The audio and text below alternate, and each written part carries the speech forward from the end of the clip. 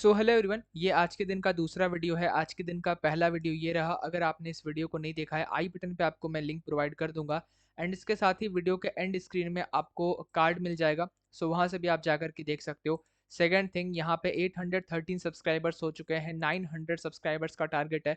तो सब्सक्राइब करो और बेल नोटिफिकेशन प्रेस करके ऑल पे ज़रूर से सिलेक्ट कर देना।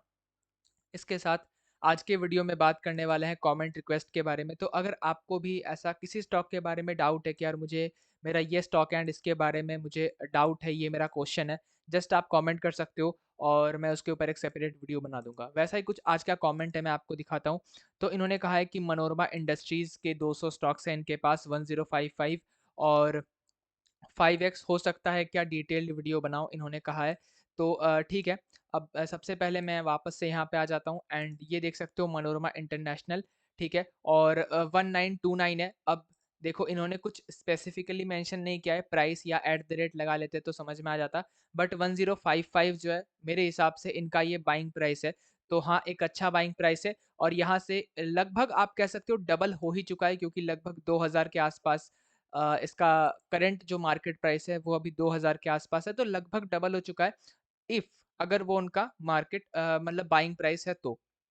सो डबल हो चुका है और इनका सवाल ये है कि क्या यहाँ पे 5 गुना हो सकता है, तो बात करेंगे उसके बारे में।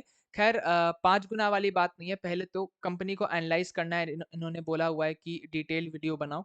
तो सबसे पहले बात करेंगे इसका मार्केट कैप, आप देख सकते हो 2299, मतलब 2300 करोड़ का मार्केट कैप है। एक स्मॉल कैप कंपनी है और स्मॉल कैप कंपनी का सीधा मतलब होता है कि रिस्क जो है वो काफ़ी ज़्यादा है। एंड इसके साथ ही स्मॉल कैप कंपनी में मेरा भी व्यू पॉइंट लॉन्ग टर्म का ही होता है। एंड अगर इन्होंने कहा हुआ है कि 5 गुना हो सकता है क्या, तो 5 गुना ऑब्वियसली लॉन्ग टर्म में ही होगा। शॉर्ट टर्म में 2 दिन, 5 दिन, 1 महीने, 2 महीने, 1 साल, मतलब छोटे टाइम में 5 गुना नहीं होता है। आपको 3 साल, 4 साल या 2 साल तो चाहिए ही।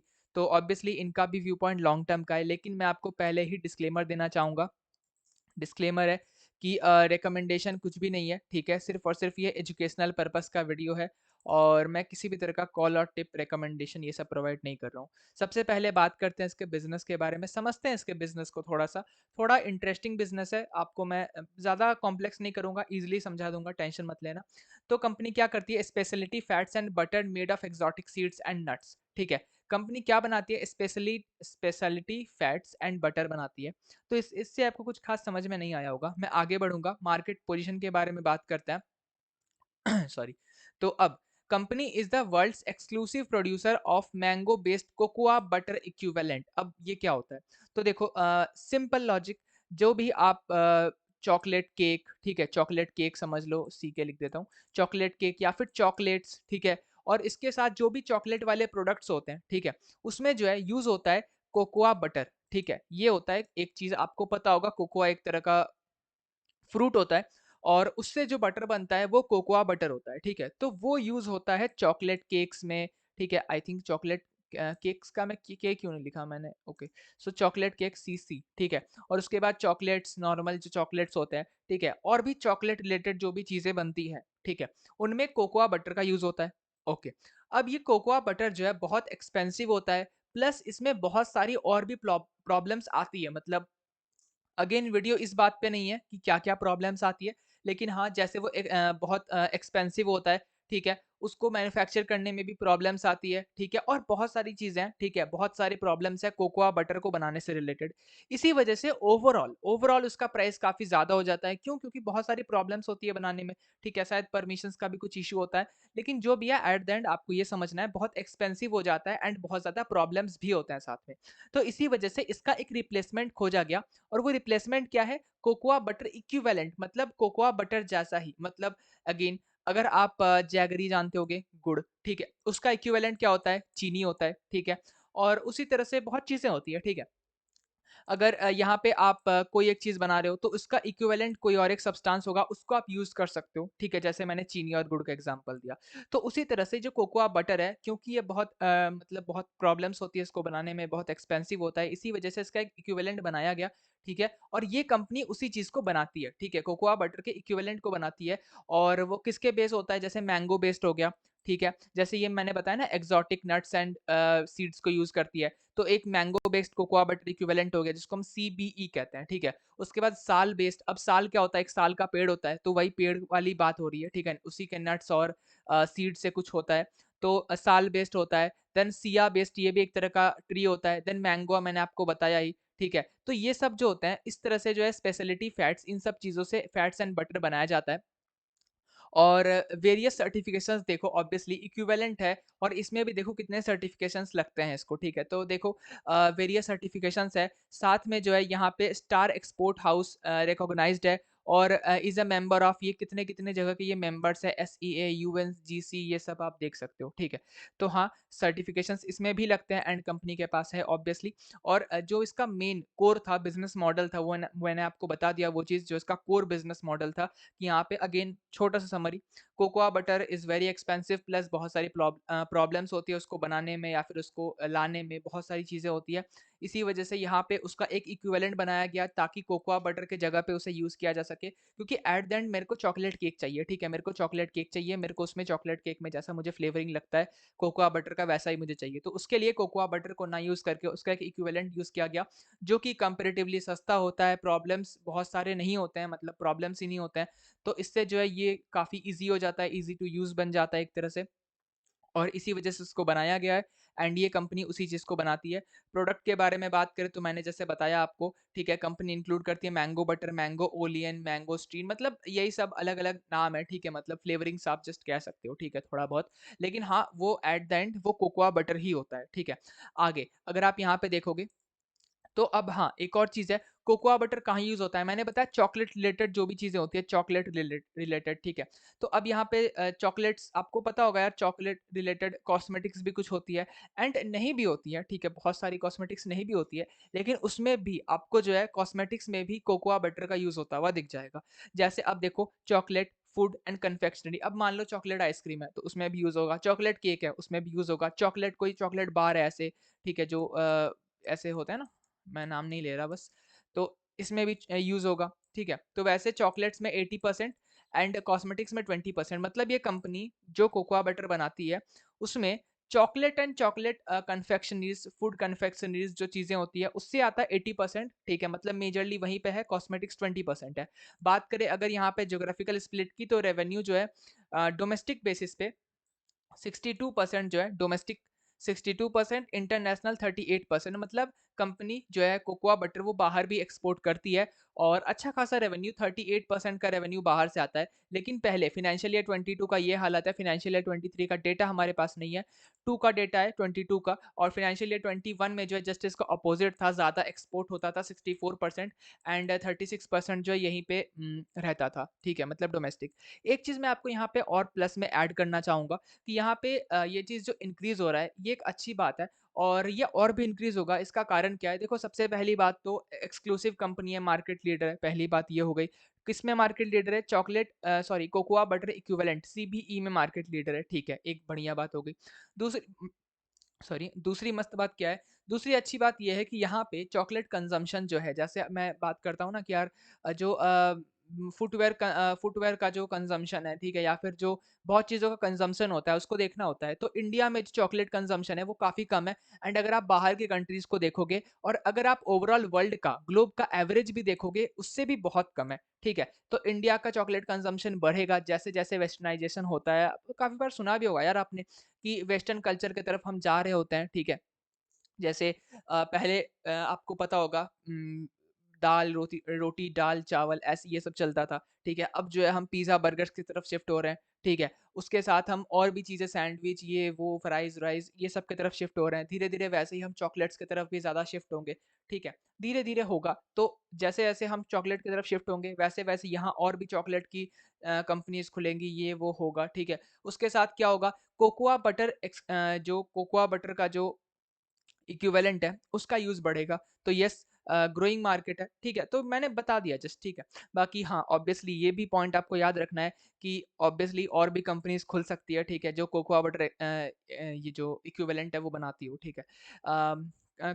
मैन्युफैक्चरिंग कैपेसिटीज जो भी है आप यहाँ पे रीड कर लेना, न्यू प्रोडक्ट सेगमेंट जो भी है रीड कर लेना, ठीक है। कस्टमर्स अगर आप देखना चाहोगे तो यहाँ पे देख सकते हो कुछ की कस्टमर्स के नाम है, जैसे कि L'Oreal, then Ferrero Rocher, Ferrero जो है ना, फेरारो रोशर आपको पता होगा, then Mondelez, then Body Shop and जो भी है। कैपेक्स एंड एक्सपेंशन अगर आप चाहो रीड कर सकते हो।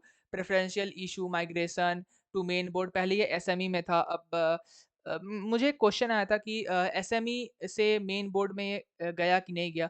तो ठीक है, मैं आपको एक बार बता देता हूँ जब ये सामने आ ही गया है। ठीक है, जिनको पता है वेरी गुड, जिनको नहीं पता, एसएमई मतलब होता है small and medium enterprise. 1 crore से 25 करोड़ तक अगर आप जैसे देखो, अगर मैं मान लो कोई शेयर जो है वो पब्लिक कर रहा हूँ, ठीक है, मैं उसका जो है आईपीओ निकालूंगा, ठीक है। अब आपको पता होगा ना आईपीओ जो है 200 2000 करोड़ का आईपीओ आने वाला है, 1500 करोड़ का आईपीओ आने वाला है, ठीक है। इस तरह से अगर ये आईपीओ का जो ये जो 2000 करोड़ जो वैल्यू है वो अगर कम होता है, ठीक है, तो उसको एसएमई आईपीओ में ले जाया जाता है। एसएमई आईपीओ मतलब स्मॉल मीडियम एंटरप्राइज आईपीओ। इसमें क्या होता है, ये जो है छोटा अगर आपका जो मान लो कंपनी छोटी है एंड आप लिस्ट कराना चाहते हो, और अगर आप जो है जो इशू कर रहे हो, ठीक है, जितना प्राइस का मान लो 2000 करोड़ का इशू कर रहे हो, तो ठीक है, कोई दिक्कत नहीं है। अगर आपकी कंपनी छोटी है तो उस केस में आप 2000 करोड़ का तो नहीं इशू कर पाओगे शेयर्स। तो इस वजह से क्या है, आप मान लो अगर 20 करोड़ का इशू करना चाहते हो तो आपको एसएमई में जो है वो इशू कराया जाएगा। 1 करोड़ से 25 करोड़ तक का इसका लिमिट होता है, मैक्सिमम 25 करोड़, और मिनिमम जो होता है वो 1 करोड़ होता है। तो ये चीज़ होता है। तो हाँ, एक ऑफ द टॉपिक बात है, बट हाँ पता होनी चाहिए। एंड उसके बाद जैसे जैसे टाइम जाता है एंड उसके बाद कंपनी बड़ी होती है, तो कंपनी को जो है एसएमई आईपीओ से चेंज करके मेन बोर्ड में ला दिया जाता है। मतलब नॉर्मल आईपीओ जैसे आते हैं और लिस्ट हो जाता है, वैसे नॉर्मल पे हो जाता है। तो ये भी नॉर्मल हो चुका है। प्रोडक्ट अंडर डेवलपमेंट, तो यहाँ पे ये भी चीज़ आप पढ़ सकते हो कि कौन कौन से चीज़ें अभी डेवलपमेंट है, मतलब अंडर डेवलपमेंट है, और कौन कौन सी चीज़ें मतलब अभी आर&डी चल रहा है उसके ऊपर। तो देख सकते हो company also intend to create products for health health industry in near future. तो यहाँ पे आप फोकस भी एक तरह से कह सकते हो, फ्यूचर आउटलुक इन्होंने बताया हुआ है कि कंपनी जो है हेल्थ इंडस्ट्री में भी जो है आगे प्रोडक्ट्स बना सकती है नियर फ्यूचर में। तो अभी कुछ प्लान नहीं है, बट हाँ आगे ये हो सकता है। तो चलो, ये मैंने आपको बिज़नेस काफ़ी ईज़िली आपको समझा दिया। आप यहाँ पे वीडियो से भी देख सकते हो, है ना? अगर मैं यहाँ पे दिखा मतलब देख लेना आप। देखो ये जो चॉकलेट्स हैं, ठीक है? फिर उसके बाद देखो ये कुछ बटर हो गया, ठीक है? देन उसके बाद ये देखो चॉकलेट केक्स में यूज़ होता है, मैंने बताया था। उसके बाद देखो ये देखो चॉकलेट का स्प्रेड जो होता है, जो ब्रेड्स में यूज़ होता है, उसमें होता है। देन ये देखो कॉस्मेटिक्स में यूज़ हो रहा है। ओके। उसके आगे अगर आप देखोगे, ये देखो bakery, chocolate and confectionery, plant based food, ठीक है? और भी चीज़ें हैं, तो आप रीड कर सकते हो, ठीक है? आप खुद से आना, रीड वीड कर लेना जो आपको करना है। चलो बहुत लंबा हो गया बिज़नेस का पार्ट, क्योंकि हाँ डिफरेंट बिज़नेस था और इंटरेस्टिंग भी था, तो आपको समझाना थोड़ा ज़रूरी था। होप आपको समझ में आया होगा। अब आगे बढ़ता है, क्वार्टर्स की तरफ चलते हैं। जून 22 एंड 23 के बारे में बात करते हैं। सेल्स यहाँ पे आप देख सकते हो 73 से 112 इंक्रीज़ हुआ है, बहुत अच्छी बात है। ऑपरेटिंग प्रॉफिट 13 से 19 इंक्रीज हुआ है, अच्छी बात है। मार्जिन सेम है 17%। प्रॉफिट बिफोर टैक्स 10 से 16 हो चुका है। नेट प्रॉफिट 7 से 12 हो चुका है। ओवरऑल जो रिजल्ट है वो बहुत अच्छा रिजल्ट आया हुआ है, तो अच्छी बात है एक्चुअली। और अगर मैं बात करूँ प्रॉफिट एंड लॉस के बारे में, तो यहाँ पे कंपनी पहले आप कह सकते हो नॉर्मल नॉर्मल थी, हल्का हल्का ग्रोथ कर रही थी।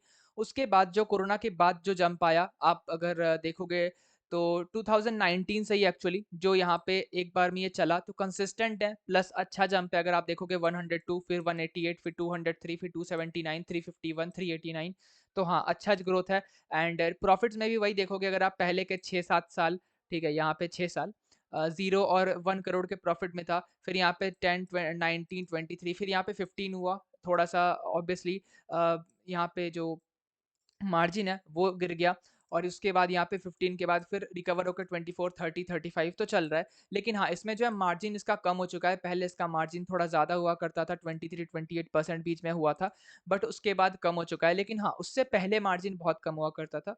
तो जो भी है, अभी मार्जिन हो सकता है थोड़ा और बढ़ जाए, ठीक है? और क्योंकि सॉरी, क्योंकि अभी इन्फ्लेशन एंड ये सब कुछ है, तो मार्जिन थोड़ा सा श्रिंकेज है। हाँ, हो सकता है थोड़ा और इंक्रीज हो तो अच्छी बात होगी। बाकी अगर मैं यहाँ पे सबसे मेन बात करूँ, जो कि है यहाँ पे सेल्स ग्रोथ, तो यहाँ पे देख सकते हो 10 साल का 13% ओके ओके, 5 साल का 11% बिल्कुल मतलब ओके ओके एकदम, 3 साल का 23% very good, trailing 12 months TTM का 34%, बहुत बढ़िया, मतलब वेरी नाइस। तो यहाँ पे अगर मैं बताऊँ, जैसे मैंने बताया कि रिसेंट कुछ 4-5 साल से कंपनी अच्छा परफॉर्म कर रही है, और वो चीज़ आपको यहाँ पे दिख भी रहा होगा परसेंटेजेस में, है ना? तो हाँ, कंपनी और अच्छे से ग्रो कर रही है, अच्छी बात है। तो ओवरऑल मैं कहूँगा सेल्स ग्रोथ काफ़ी अच्छा लगा मुझे। प्रॉफिट ग्रोथ की बात करूँ तो 3 साल का काफ़ी कम है, बाकी सब कुछ बहुत अच्छा है, तो 3 साल का बस एक कम है, तो यही एक चीज़ है। बट हाँ, ये भी काफ़ी अच्छा है। स्टॉक प्राइस ईएजीआर के बारे में बातचीत हम करते ही नहीं है। आरओई जो है ये मुझे कम लगा, ठीक है, पहले 14% का था और उसके बाद जो है अब 11% का आरओई हो चुका है, ये मुझे काफ़ी कम लगा एक्चुअली। आरओई लगभग, मतलब मिनिमम 25 और 30 होता तो बहुत अच्छी बात है, बट हाँ 25 तो मैं मांगता ही हुआ, 23-25 के आसपास अगर होता बहुत अच्छी बात होती। तो मुझे आरओई बिल्कुल पसंद नहीं आया। तो अगेन वही ओके ओके सा ही है बिल्कुल। अब मैं ऐसा भी नहीं कहूँगा एकदम ही बेकार है, बेकार नहीं है, 11% इज गुड, बट मेरे लिए बिल्कुल मुझे अच्छा नहीं लगा, है ना? अब अपनी अपनी बातें यार, रिकमेंडेशन में नहीं दे रहा हूँ, ठीक है।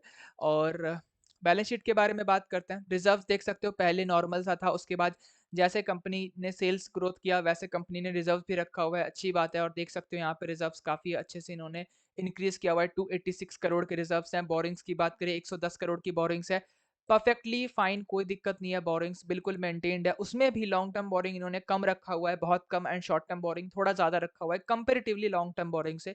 तो 86 करोड़ का शॉर्ट टर्म बोरिंग है, लॉन्ग टर्म बोरिंग 24 करोड़ का है, कोई भी प्रॉब्लम नहीं है। अगर मैं सी डब्ल्यू आई पी की बात करूँ तो सी डब्ल्यू आई पी देख रहे हो, यहाँ पे सी डब्ल्यू आई पी चल रहा है, 42-49 करोड़ का सी डब्ल्यू आई पी है, अच्छा अमाउंट है। इन्वेस्टर्स ये जो है ये मुझे पसंद नहीं आया, पहले ही मैं बता दूं। प्रोमोटर्स देख सकते हो 61% थे, फिर 57% हो गए, एंड हाँ, ये अच्छी बात है कि ये 57% पे कंटिन्यू, ऐसे 57.26 पे ये कंटिन्यू कर रहे हैं, मतलब ऐसा नहीं है कि दो दो शेयर ऊपर नीचे बेच रहे हो। लेकिन हाँ, ये जो परसेंटेज है 57%, ये बहुत कम लगा मुझे। 65% के ऊपर मुझे स्मॉल कैप्स में चाहिए होता है, तो मुझे अच्छा लगता है। तो प्रोमोटर्स का होल्डिंग बिल्कुल अच्छा नहीं लगा मुझे। एफ आई और डी आई 3-4% है, ना के बराबर है। पब्लिक की बात करें, 36% पब्लिक है, और पब्लिक काफ़ी ज़्यादा है। एंड इसमें अगर मैं एच एन आईज को देख लूँ तो देख सकते हो, कैलकुलेट कर लेते हैं, 7.5 और इसको 3 मान लेते हैं, 7 3 10, 11 12 13 14 15 16 17 18 19, लगभग 19% एवरेज मैं बता रहा हूँ, अप्रॉक्सीमेट 19% जो है वो यहाँ पे नॉर्मल पब्लिक है, ठीक है, मतलब सॉरी 19% जो है वो यहाँ पे एच एन आईज है, एंड बाकी जो 16% बचा वो यहाँ पे 19 और 16, आई थिंक 16 नहीं, लगभग 17 ही कह लो। तो यहाँ पे अराउंड 17% जो है रिटेल इन्वेस्टर है। तो रिटेल इन्वेस्टर का भी ऐसा नहीं है कि काफ़ी ज़्यादा शेयर होल्डिंग है, नहीं, ठीक है, रिटेल इन्वेस्टर भी कंट्रोल में ही है। बट जो पब्लिक है, सॉरी जो प्रमोटर है, उनका शेयर होल्डिंग मुझे कम लगा। तो अगर मैं बात करूँ यहाँ पे पॉजिटिव नेगेटिव पॉइंट के बारे में, तो प्रमोटर्स का शेयर होल्डिंग पैटर्न मुझे अच्छा नहीं लगा, तो मैं इसे नेगेटिव पॉइंट दूंगा। बाकी अगर बैलेंस शीट की बात की जाए तो बैलेंस शीट काफ़ी अच्छी है, मैं इसे पॉजिटिव पॉइंट दे सकता हूँ। एंड उसके साथ अगर मैं प्रॉफिट एंड लॉस के बारे में बात करूँ तो सेल्स ग्रोथ को मैं पॉजिटिव पॉइंट दूंगा। इसे मैं कोई ना पॉजिटिव ना नेगेटिव में दूंगा, क्योंकि मुझे 3 साल का जो है 9% थोड़ा सा अच्छा नहीं लगा। लेकिन हाँ, मैं इसे भी पॉजिटिव दे सकता हूँ। बट हाँ, आर मुझे अच्छा नहीं लगा।